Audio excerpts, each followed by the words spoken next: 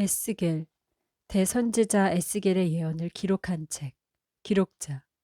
에스겔은 하나님은 나의 힘이라는 이름의 뜻을 가지고 있으며 기록자는 부시의 아들로 제사장 에스겔이다. 그는 요시야 왕의 개혁 동안 BC 621년에 두드러진 활동을 한 사독계열 제사장 가문의 일원이었을 것으로 추정된다. 그는 여호야김 왕의 통치 기간 동안 제사장으로 훈련받았을 것이고 BC 597년 바벨론으로 포로되어 떠났다가 니프루 근처의 그발 강가에 있는 데라빕 지역에 정착했다. 그의 사역은 예레미야의 사역과 중복되는 요소가 많다. 연대 에스겔은 BC 593년 여호야김 왕의 재위 5년 때 부름을 받았다. 그가 받은 마지막 계시는 아마도 BC 571년으로 추정된다. 이때는 그의 선지자 사역이 대략 20년이 경과한 시점일 것이다. 에스겔 선지자의 아내는 BC 586년 예루살렘이 멸망된 바로 그 시점에 죽었다. 예루살렘이 두 번째 포위 공격을 당할 때에 그는 하나님의 임재가 떠나가시는 장면을 포함해 긴박하고 완전한 예루살렘의 멸망에 관해 기록하였다. 본서의 일부분은 예루살렘이 함락된 이후에 또한 쓰인 부분도 있다. 배경 예언자 에스겔의 사역은 이스라엘 역사상 가장 절박한 시기에 시작되었다. 그가 기록한 에스겔서에는 비교적 역사적 상황이 정확하게 묘사되어 있는데 이것은 그가 당시의 여러 가지 사건에 대해 깊고 중후한 인상을 받았기 때문이다. 자기 동족과 함께 비참한 바벨론의 포로 생활을 하면서 에스겔은 이스라엘의 멸망과 회복을 생생하게 기술하고 있다. 1. 바벨론 제국과 애굽의 위협. BC 669에서 627년에 아수르 바니팔 왕의 치세 때에 아수르 제국은 붕괴되기 시작했다. 바벨론 왕 느부갓네살은 메대와 바사와 수구디아의 동맹국을 이끌고 아수르 제국을 쳤으며 BC 612년에 이르러 그 도성 니느웨를 멸망시켰다. 이 전투에서 아수르의 마지막 왕 신사리슈크는 목숨을 잃었다. 그러나 아수르의 군대 장관인 아수르발랏은 마지막 결전을 준비하며 군대를 집결시켰다. 이와 같은 시기에 애굽의 세력이 회복되었는데 애굽 왕 바롯느고는 강해져가는 바벨론의 위협을 느끼고 아수르와 동맹을 결심한다. 애굽과의 동맹을 거부한 유다 왕 요시야는 무기또에서 바롯느고의 군대를 저지하려다 생명을 잃고 말았다. 이제 유다 왕국은 애굽의 속국이 되었고 바롯느고는 여호아하스라고도 하는 살룸을 왕위에 올렸다. 여호아하스 왕은 바롯느고에 반역하다가 석 달밖에 치세하지 못하고 애굽에 끌려갔다. 2. 아수르의 멸망. 애굽은 아수르와 동맹하여 근동 지방의 지배권을 놓고 바벨론을 주축으로 하는 동맹국과 최후의 일전을 치렀다. 애굽과 아수르 동맹군은 BC 605년 유브라데스 강 유역의 갈그미스에서 바벨론 왕 느부갓네살에게 패했다. 이제 세계의 패권은 바벨론에게 돌아갔고 느부갓네살은 여호야김 때에 예루살렘을 한 차례 공격하였다. 그 결과 제1차 바벨론 포로의 비극이 일어나게 되었는데 이 포로의 무리에는 당시 젊은 소년이었던 다니엘도 있었다. 여호야김 왕의 친애굽 정책으로 인해 느부갓네살 왕은 BC 597년에 다시 예루살렘을 공격하였고 여호야김 왕은 바벨론 군대가 예루살렘에 도착하기 바로 전에 비참하게 죽어 나귀같이 매장되었다. 그의 뒤를 이어 그의 아들 여호야긴이 왕위에 올랐으나 석 달이 지나서 그도 느부갓네살에게 사로잡히는 신세가 되고 말았다. 예루살렘은 황폐화되었고 수천 명의 영향력 있는 지도적 인물들은 바벨론으로 사로잡혀 갔다. 제2차 바벨론 포로 기간 때에 여호야긴 왕과 에스겔이 포함되었는데 에스겔 선지자는 이 포로 기간에 수십 년 동안 활동했다. 3. 예루살렘의 함락. 바벨론 군대는 1년 반 동안 예루살렘에 대한 포위 공격을 계속적으로 가하여 예루살렘을 완전히 파멸 회파시키고 성전을 약탈하고 불사름으로써 그 절정을 장식했다. 시드기야 왕은 모든 희망을 포기하고 도망치려 했으나 사로잡혀 리블라에 진치고 있던 느부갓네살 앞에 끌려갔다. 시드기야는 두 아들이 처형되는 것을 목격하고 두 눈이 뽑힌 채 다시 결박되어 바벨론으로 끌려갔다. 이로써 12장 13절과 예레미야 34장 2절에서 5절의 말씀이 성취되었다. 4. 바벨론 포로. 느부갓네살은 BC 597년에 여호야긴을 바벨론에 사로잡아오고 시드기야를 왕위에 올렸다. 바벨론의 포로 때에도 여호야긴은 여전히 왕의 칭호를 유지하고 있었다. BC 592년경으로 추정되는 느부갓네살 왕의 공문서 기록에는 여호야긴이 유다 왕 야호킨으로 기록되어 있으며 또한 그의 5 아들의 이름이 왕실 양곡소에서 식량 배급을 수령한 자들의 목록 가운데 나타나 있다. 열왕기하 24장 14절에 따르면 BC 597년경에 바벨론 포로가 된 유대인은 10,000명이던 것으로 나타난다. 바벨론에 포로된 유대인의 수는 정확히 파악하기에는 어려움이 있으나 느부갓네살에 의해 3차례에 걸쳐 대략 5만 명의 유대인이 포로되었을 것으로 추정된다. 이들은 여러 집단적 식민 거류지에 정착했고 어느 정도의 자유를 누릴 수 있었다. 주요 거류지는 그발 강가의 데라빕에 있던 것으로 보이는데 이 그발강은 바벨론 자료들의 나루 카발이란 이름으로 언급된 운하로서 바벨론 동남쪽 성읍인 니프루를 통과해 지나갔다. 에스겔이 살았던 곳은 바로 이 데라빕에 있는 거류지였는데 그의 집은 바벨론 포로의 유대인 공동사회의 장로들의 회합소가 되었다.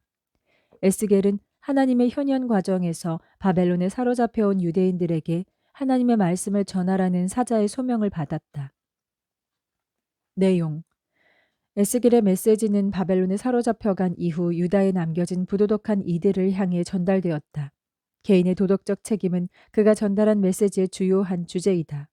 상호 연대적인 책임감은 더 이상 개개인을 보호해주지 않는다는 것이 그가 전한 주요한 메시지이다. 각 개인은 국가적인 재난에 대한 개별적인 책임을 반드시 받아들여야 한다.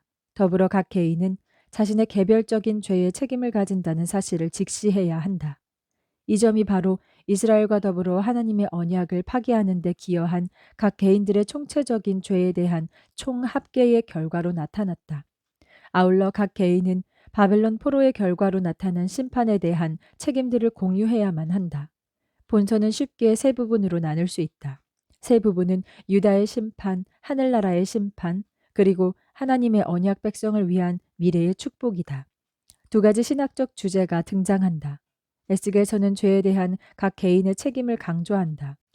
다시 말해 선지자는 이스라엘의 재탄생 가운데에서 하나님의 은혜를 강조하고 있다. 포로기 안에서 신실한 남은 자들의 회개는 마른 뼈들로부터 이스라엘의 재창조로 이어질 결과를 보여주고 있다. 하나님의 성령은 마른 뼈 같은 이들로 하여금 새로운 생명을 살도록 활력을 불어넣어 주신다.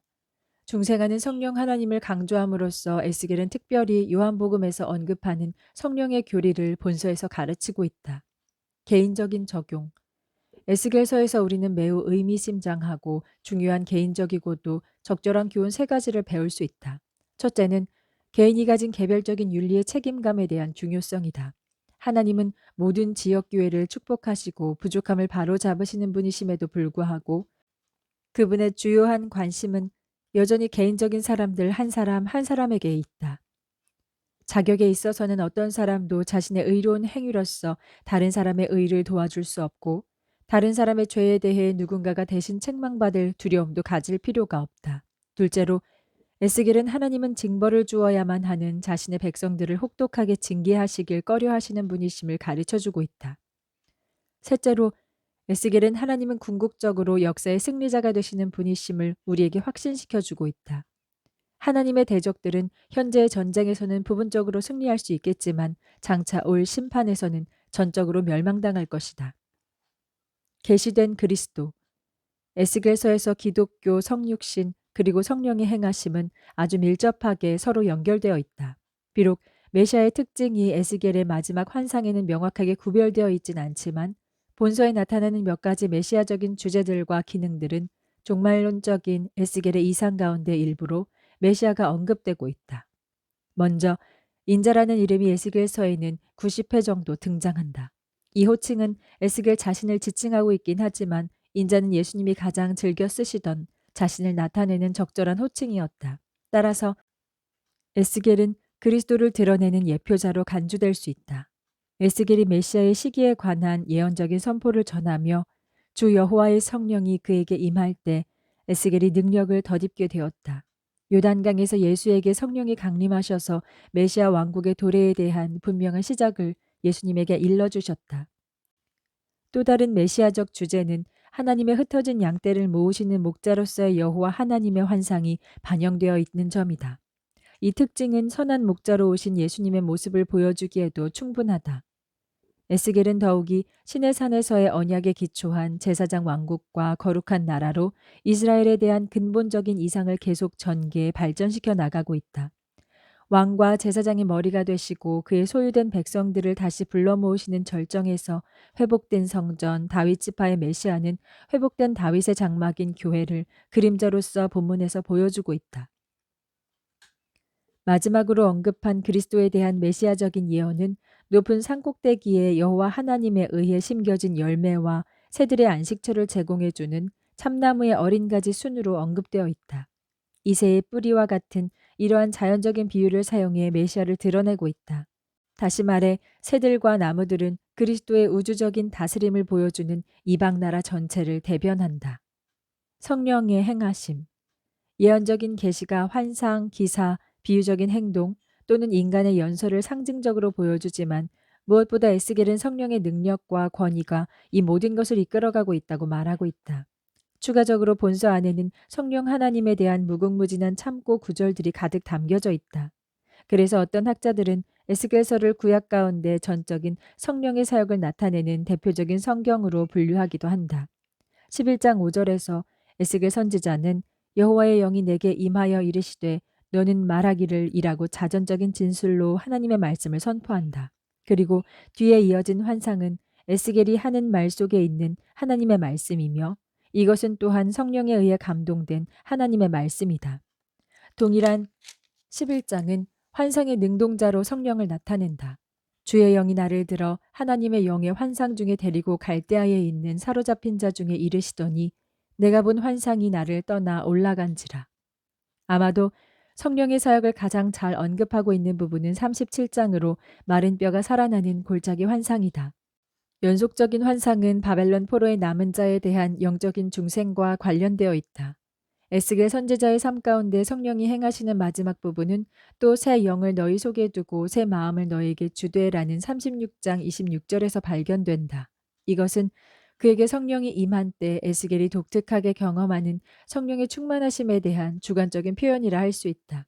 즉 에스겔은 성령에 의해서 경험된 언약의 새로운 출생에 참여하고 있는 것이다.